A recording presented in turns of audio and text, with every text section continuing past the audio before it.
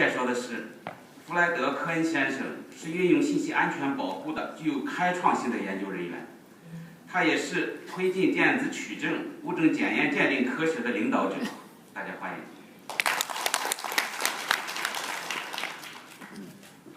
谢谢。你好。Me fun. Those are the only 3 Chinese words I know. So if you ask me a question in Chinese, you're going to get one of those answers.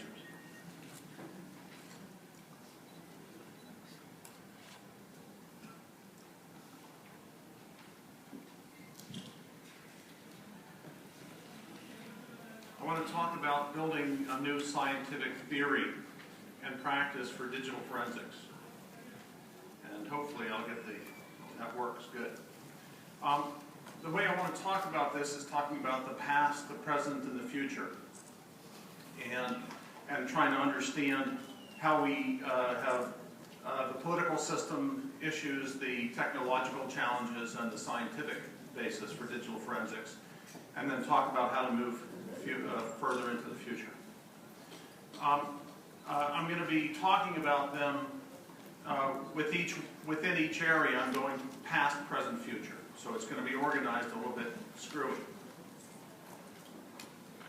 There we go. So I have some examples that I want to use throughout my discussion. The past, I'm going to talk about pre-internet. Does anybody remember before the internet? Nobody remembers before the internet here, right? Older people remember, but most everybody in technology now doesn't remember before the internet, but we'll talk about it. Then in about the year 2000, the internet was around, but it wasn't as complicated and fancy and amazing. And so we'll talk about that. It's different. There were maybe 100,000 programs in total, maybe 100 million users in total. So we went from a few million users around the world to 100 million users around the world in the year 2000. Today, we have billions of users, billions of people. Everybody around the world talks to everybody else. There's social media, so that my grandmother, if she was still alive, would be on the internet. And so instead of only a few people that were very clever using computers to do everything, everybody everywhere uses them, which means when I think about it, I tell people, look around you in this room. Look at the people next to you. See everybody in this room. Everybody in this room is much, much smarter than the average person in our society. We only normally think about and deal with people that are very smart. But there are now billions of people using the internet that don't know anything about the things that you know. They're not clever. They're not fancy. They're just people. And to expect that they'll understand things the way we understand them is not going to happen. So we need to somehow deal with the fact that people are very imperfect, and not just today. Because if you look into the future, we're going to have this massive sensor grid technology. We're going to have hundreds of billions or trillions or tens of trillions of devices, right? In your pocket, you're going to have 25 things that talk to the internet. In your hair, you're going to have things that talk to the internet. In your shoes, you're going to have things that talk to the internet. Your bottle of water is probably going to talk to the internet. So the magnitude of this is beyond our current conception. So let's talk a little bit about political systems. So there's this problem that different jurisdictions, different states, different countries, different regions of the world have very different rules. And the rules change over time. So, for example, in the 1960s, Iran had a Shah, and Iraq had Hussein. Today, Iran has an Ayatollah, and Iraq has this bunch of separate governments that are completely independent of each other that are supposed to be working together, and we're afraid they're falling into revolution again. The different political systems have different rules. So the US political system is very different from the Chinese political system. And yet, crime is international. Crime doesn't care that we don't talk well together. In fact, crime will take advantage of the fact that we don't talk well together and use it against us. And then another big difference is in the United States, it's an oppositional system, right? So the prosecution has their experts and the defense has their experts, and the experts disagree with each other about things. Whereas in China, the prosecution has an expert and another expert that checks on the first expert. So they're just different systems. They don't work the same way, so the mechanisms and the way we deal with things have to be different because of that. And the rules change with time. You know, they keep changing the laws. Every time they change the laws, it's not always good for prosecutions. Sometimes it's bad. And then even within governments, like the United States has a very big difference between how international things are treated and how national things are treated. So for example, the United States has no problem, if they could do it, surveilling all of the people in China all the time. But they're not allowed to surveil people inside the United States. Meanwhile, China probably has no problem surveilling everybody in the United States all the time if they could do it. They may also not have problems surveilling everybody in China, but they can't do it. It's too many people, too many things. So there are these very big differences between this intelligence capability, this global capability that nation states have in practice, and what they allow law enforcement to do. So typically, law enforcement doesn't have the tools or the mechanisms of the entire intelligence capability of the state. And furthermore, the standards that they apply are different. The standards for intelligence organizations that are just trying to figure out what's going on in the world is, you know, something that looks kind of right, that's good enough. But if you're going to prosecute somebody for a crime in China, you need evidence that is 95% certain to be correct, or it can't be admitted into court. That's the law. So if you look at the techniques we have in digital forensics, there are a couple of problems. One of them is that we don't know, in most cases, how good they are. So you can't even do a calculation to tell me if it's 95% correct. The other problem is many of them are not 95% correct. That is, we're pretty sure a lot of them are no good compared to 95%. So there's a big difference. And, you know, there's some amazing progress that have been produced by governments. You know, there was social networking in the 1970s. So everybody here that uses Twitter or like that, and internet relay chat, you know, SMS service, the little messaging that you do on your phones, I had that in 1970. Now, to do it, I had a PDB-10 computer that was, you know, the size of this area up on stage. And I could send a message to somebody in Germany almost instantaneously, and they also had a computer the size of this stage. The big difference is this, right? It's small and it's mobile. But other than that, we did the same thing in 1970 that we do today. It's very much the same. The problem is mostly of size. Size and number. And that's a big problem that we face. Let's talk about technological changes. In the pre-internet era of digital forensics, almost everything was local. If there was a computer and something went wrong, you could go find the computer, there it is, and everything that you needed was there. Because there was no anywhere else, it was all there. Now, you know, we have, in the internet age, the year 2000, jurisdictions were a big problem. Because criminals understood that they could get caught, so they would commit a crime by going to France and then Canada and then the United States. And then they'd take the money in the United States and they'd have it sent, you know, to China or to Brazil or wherever they wanted the money to go, and then somebody there would turn it into something else and send it to them wherever they were, probably right next door to the place they stole the money from. And so this jurisdictional problem was very important around the year 2000. Well, but you could do it. You could mostly trace it down with records. But today, in the social media space, for the most part, you don't have any idea what the jurisdictions are that are involved. You don't even know where to ask.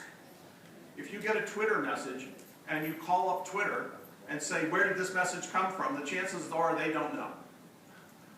And if they recorded any information at all, it's probably an IP address. And that IP address is probably dynamically changing so fast. So we just did some research trying to figure out whether you could determine where somebody was based on IP address. And what we found is that to 80% certainty, you're wrong. So 80% of the time, if you look up an IP address to figure out where somebody is, you're wrong. 80% of the time. 20% of the time, you're right within 500 kilometers. Okay? So within 500 kilometers, 20% of the time. That's not very good. And that's all that Twitter remembers. So if you're trying to find out where somebody is from Twitter, now it's pretty good. Over 50% of the time, they're on the right continent. So if you want to know whether it's North America or South America, 50% of the time you'll be right. That's not quite the 95% we need for evidence. When we get to the massive sensor grid, we have no idea. We'll need global treaties between countries to have any hope of being able to figure out where something is. What do you think the odds are of a treaty between the United States and Iran for being able to figure out where somebody is when they go through Iran on the internet to reach the United States? Not a chance, right? We have different things we try to do. We try to identify, collect, preserve, transport, store, analyze, interpret, attribute, reconstruct, present, and sometimes destroy the information. In the pre-internet day, you could find a computer, image it, and secure the images. In the internet, you could find some of the computers or some of the content.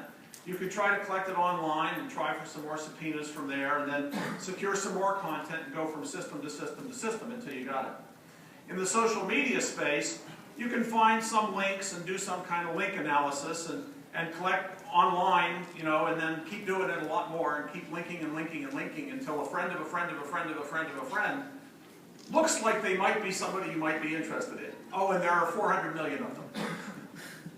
So in the massive sensor grid, you're just asking people to send what they have. That's the best we can do right now. Just ask somebody, can everybody that knows send me the information? Whatever you have, just send it to me and I'll try and figure it out. So you don't even get to force any of it. Let's look at toll fraud in the 1970s, right? This is people stealing. You go to the telephone company switching center and they have records. And the record says, here's a wire and there's where the wire goes.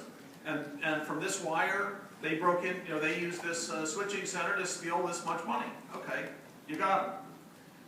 In circa 2000, the internet investigation, you get the IP address of the source of the bad thing. You go to the ISP and the domain name system and you look it up and you try and track it down to a location.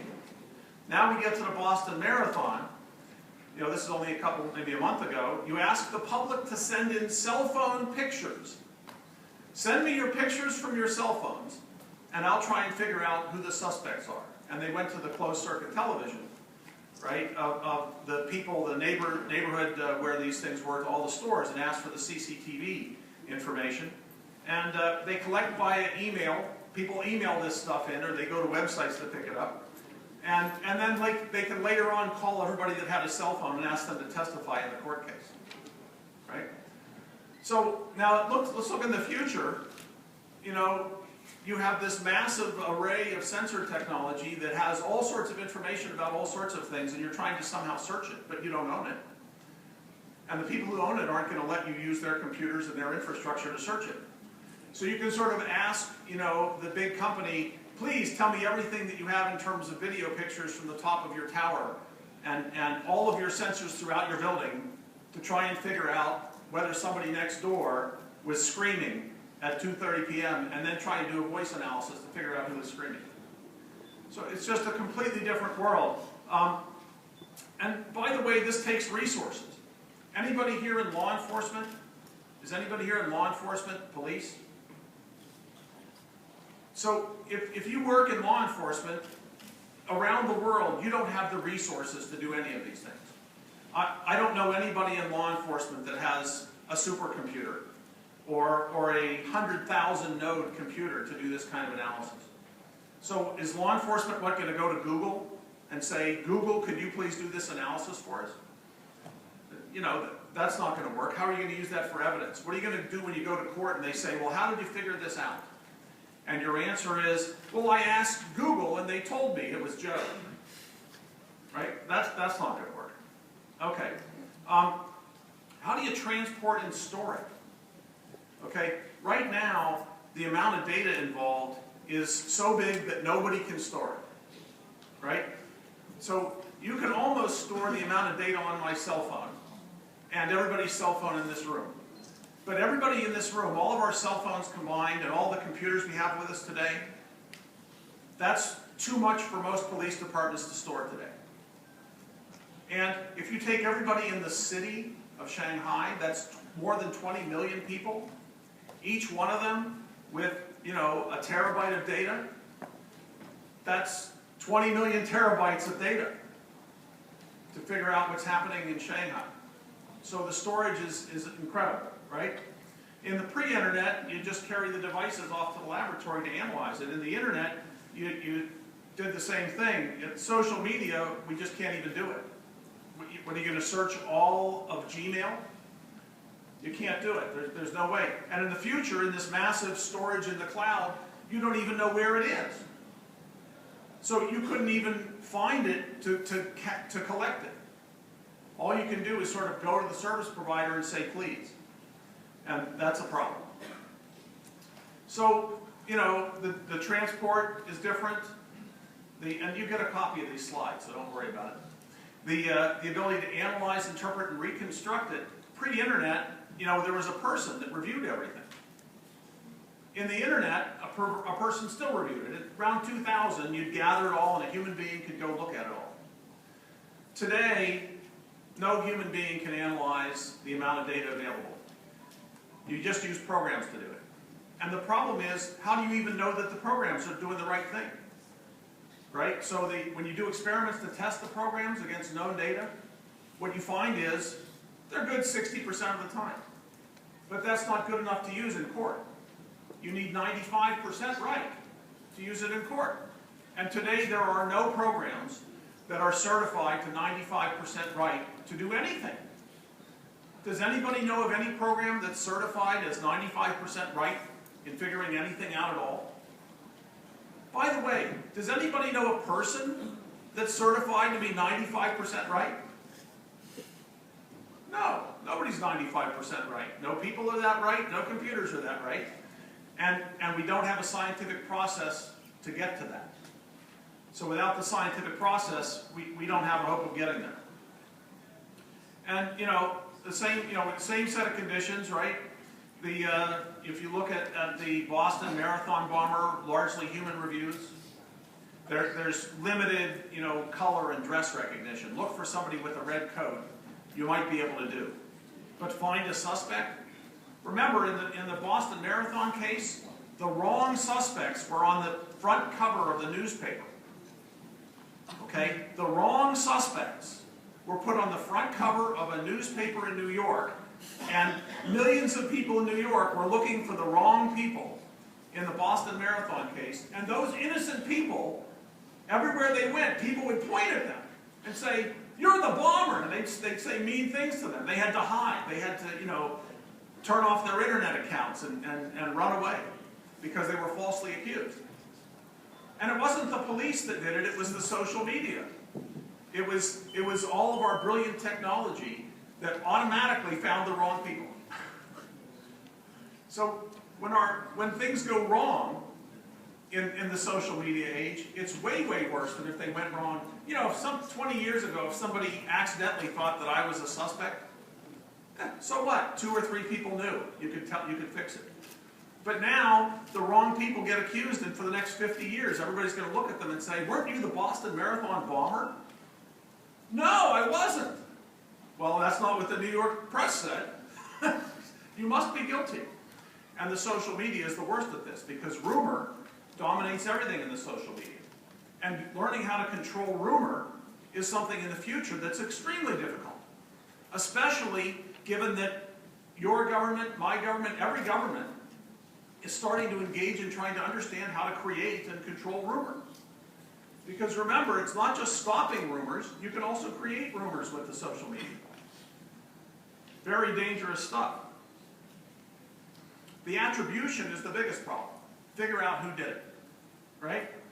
So in the pre-internet, there were only a few suspects. How many people were in the room with that computer in that time frame? 5, 6 people. So when you have 5 or 6 suspects, you can spend a lot of time on them. In the internet, there were many possibilities, but IP addresses worked pretty well. And they had problems, and there were jurisdictional issues and so forth, but there was some chance. There was anonymity and pseudonymity, but we're largely able to break that with a lot of hard work and time and effort. And it had some pretty complicated explanations. Trying to explain to a jury or a judge, the 47 steps that you took to figure out that it was this person and not that person. And it's hard to explain, but it's doable. Now, in the social media, how many people could it have been on Twitter? It could have been, who tweeted that? Well, it could have been any of all 6 billion people. Can you narrow it down? Yeah, we think it was one of the 300 million people in the United States. Oh, well, that's an improvement. So trying to narrow it down is much harder, and you don't have the data. In fact, location, as I described earlier, is very difficult. In the massive sensor grid, it depends on what we do with the grid. We don't have any idea of what we're going to do with the massive sensor grid. Today, the massive sensor grid is just a bunch of data that shows up in different places, usually with no record of how it got there. So, what was the temperature in this city in Florida yesterday? What was the temperature in Mumbai yesterday? You go look it up on your cell phone, you can find out the temperature in Mumbai yesterday. But there's a problem. How do you know it's right? Well, you don't. If it's important to your case, how do you figure it out? You have to go to the Mumbai local weather person and ask them.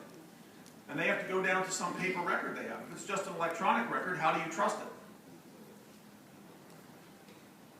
And the same thing, I'm going to move quickly here, because I want to talk about the scientific basis, and I don't have forever.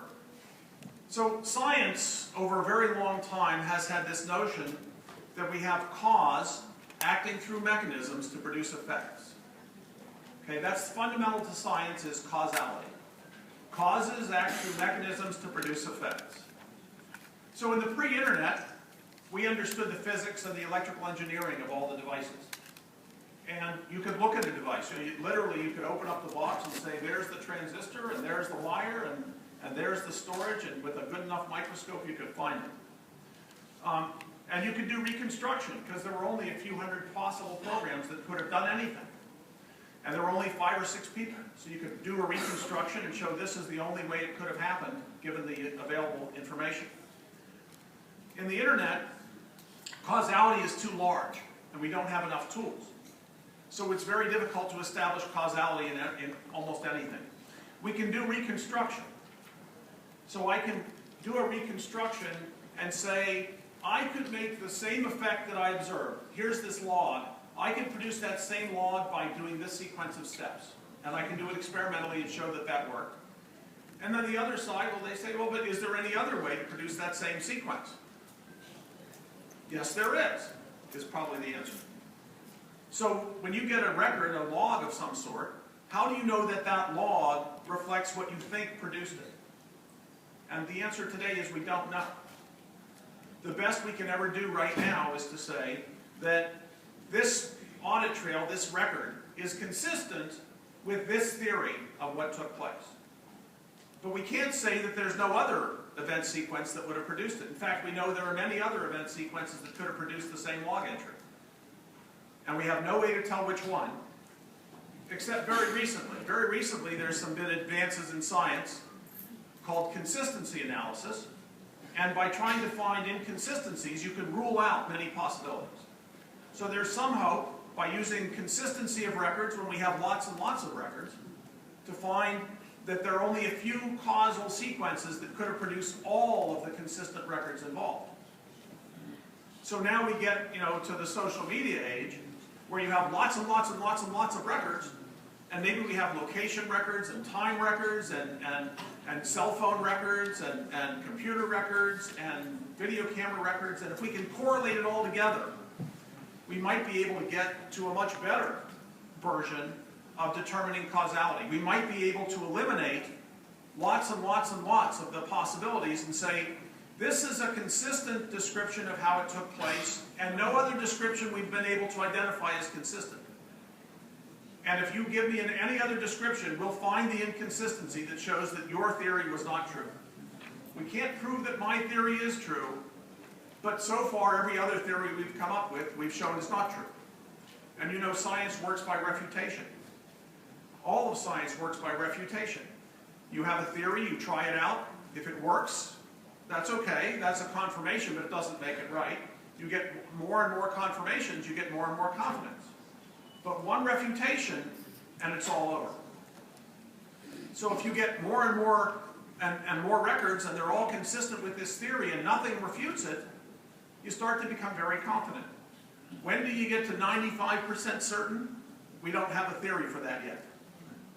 But we want one, because we want the evidence to be admitted in court. And you can read the slides later. There is a science behind it, and I want to try to help build that. So, we're going to move through very quickly. Here we go. I'm just going to use an example. Here's an example of causality. You have the Boston Marathon bombing, right? Humans go to some location. They leave the explosives. That's the mechanism. The cause is the humans going there. The mechanism is they left the explosives, and the effect was the explosions blew up and killed people. That's the top level. Now we need to drill down, right? We have many videos, and the videos show that the people were at that location, that they had the bombs beforehand, and they didn't have them afterwards, and we have videos of the explosion. So all of that combined seems to make a better case. But we want to do better, so we have to have a scientific basis. So the scientific basis means we need to keep drilling down. So, for example, you have a lot of videos, but how about, was the time right on those videos? So you can go and check the time on all the video cameras to make sure the time was right. They have GPS. You can check the GPS locations and make sure that the GPS is agreed with where they might have been. And then, well, so how about the GPS? How do you make sure the GPS signals are right? So you could go through the science of proving the GPS signals are right. Well, they use some coding and some radio and some things about the distance of satellites. So you can do the science to show that that works correctly. And you can drill down, they use atomic clocks to make sure that timing is correct. How does the atomic clock work? Well, it's about, particles of the electrons around the radius of an atom. Okay, how do we know that works? And now you're getting to real honest-to-goodness physics. So what happens here is, to develop a science, it's not enough just to have this big top-level idea of what happened. You have to drill down in every aspect of it and be able to show, for every aspect of it, all the way down to the core of science as we know it, to the physics of the situation, or to the mathematics that supports why things work the way they do, that cause and effect acting through mechanism works at every level of that, and that in every case, when we drill down, it's always consistent with our theory and inconsistent with other theories. And that's the way we establish that science. So we don't have this yet for digital forensics. It's something that we need to build. So that's the science we need to build. There are some challenges. One of the challenges is that it's pretty easy to create false records. It turns out it's very, very hard to create false records that are consistent with all the other records. But we don't have the analytical capability to tell the difference today. When we build the analytical capability to tell the difference between a false record and a true record, that will change the situation dramatically. There won't be any forgeries possible. Already today, we have the theory that says that forgery can be made impossible. In the digital realm, we can make it impossible to forge if we have enough redundant records. That is to say, the total amount of computing power in the whole world is not enough to produce a forged record that's consistent with all the other records. So we can show that. All we need is a lot of work. But the theory is there. There's the problem of chain of custody. How do you do chain of custody? How do you make sure that what you have is the same as the original information, when the original information is on somebody's cell phone out on the internet? You explain it mysteriously flowed through the air via radio, and got to here where we collected it. How do you know it didn't change along the way? Mostly the answer is we don't. However, again, the consistency issue. We might be able to use the same consistency analysis to demonstrate that the records could not have been altered en route. So there's a possibility. Another big problem, you look at the critical infrastructure, the future crime. Let's talk about future crime. How about attack on critical infrastructure to disable the sensors so that all of our ubiquitous sensors aren't working because the power's out? We knock the power out, the sensors aren't working, now we don't have any of this digital data to support our criminal investigation, and then I go break into something. I go steal the jewels. How about if I break into a computer system and alter the DNA pattern being used for gene therapy and use that to kill somebody? Anybody ever think about that crime yet? So I break into the computer that's doing the gene sequencing for a special therapy for an individual, change the genetic information so it kills the person instead of saving them. How am I going to detect that crime? All right. How about flash mobs? You know about flash mobs? That's where you use social media to get a whole bunch of people to go to the same place at the same time and protest. And then, in what they're doing in Europe is when the police start to go to where the protest is, they use the social network to report on where the police are going, and all the people in the flash mob disperse and come together somewhere else where the police are not. And they can use the social media to react more quickly than the police can get there. So they can move their flash mob from place to place before the police can stop them and get them. So how about trans-border infiltration into companies? Right? You go across the borders to break into companies to get their private information. Oh, wait a minute. All of these things are already happening today. This isn't future crime. This is present crime. What's future crime going to look like? I don't know. I have no idea, and neither do you. But we know that we can't deal with present crime. So we're in big trouble, and it's only going to get worse. Some possible solutions. How about enough storage, computing, and sensors to do all this analysis? What do you think? Is there any chance you're going to get that much resource for law enforcement? No, not a chance. How about the unification of law enforcement with national security, to where the full force of the government's capability is applied to law enforcement? Is that going to happen? Do you think so? I don't think so. I think that nation states don't want laws enforced all the time. They want them enforced only sometimes. And they're not going to spend all that money on that. So I think the alternative is raising all boats. I think that people all over the world, researchers and people in law enforcement, need to work together. We need to turn the cloud providers that are used all over the world into high surety cloud providers, so they do a much better job of providing us with the evidence we need. We need to turn the sensors into sensors that are very good at making sure they have high integrity and availability and good protection. Create high integrity and confidentiality in the transport of data, and allow law enforcement to use commercial providers as long as the commercial providers follow the constraints required by law. So I think this is the path that we've been on and the path that we're on. We have the green is the quality, the black is the ability to do forensics, and the red is crime.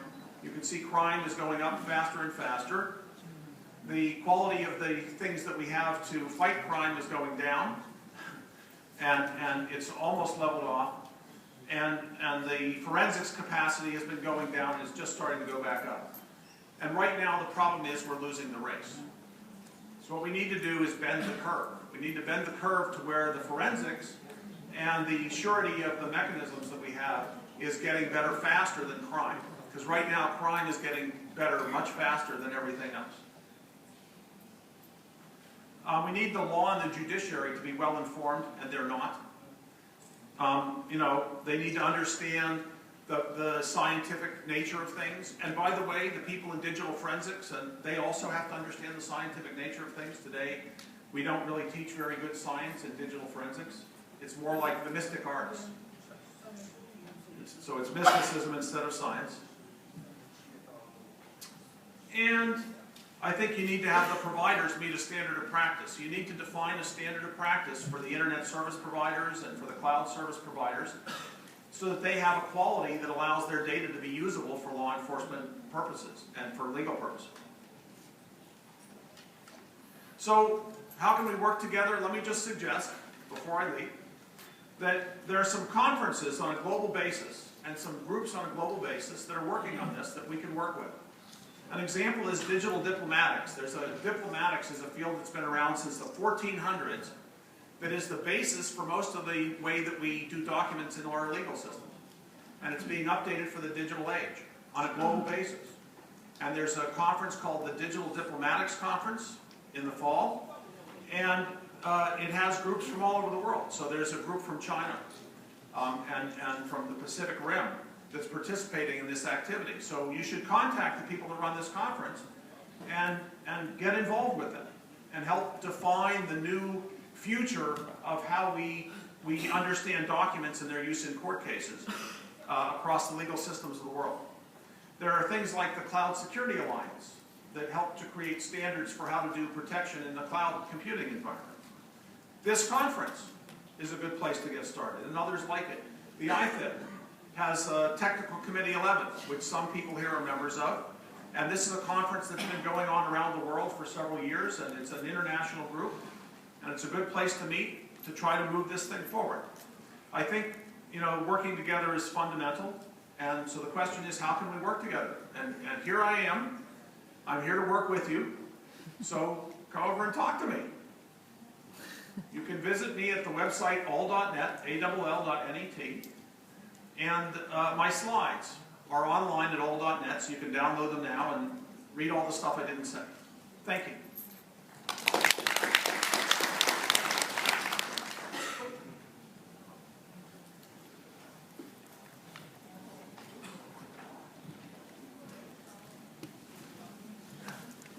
保护网络信息安全，电子证据研究是世界性的课题。